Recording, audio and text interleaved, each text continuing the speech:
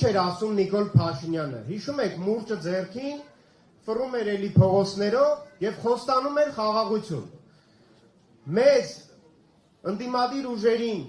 պիտակավորում էր, ասում էր նրանք պատերազմ բերող են, ես խաղաղություն եմ բերում, ինչ եղավ այս ընթացքում, այս 5 տարիների ընթացքում,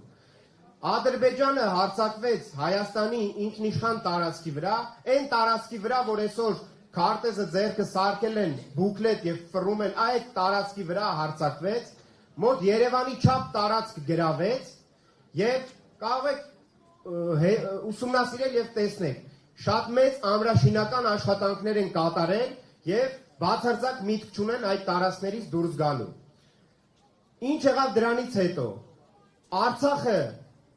հայաթափվեց և այսօր Արցախը դա պատմական փաստ է։ Նիկոլ Փաշինյանը միակ Հայաստանի հայ ժողովրդի ղեկավարներից մեկն է, միակն է, որի օրոք Արցախում այսօր մեկ հայ չի ապրում։ Դա պատմական փաստ է, դրանից չի կարող փախնել Նիկոլ Փաշինյանը։ Ինչ հետո տեղի ունեցավ։ Կիրանցում դելիմիտացիայի և դեմարկացիայի անվան տակ տարածքներ հանձնեց Ադրբեջանին։ Սիրելի ժողովուրդ, այդպիսի դելիմիտացիա և դեմարկացիա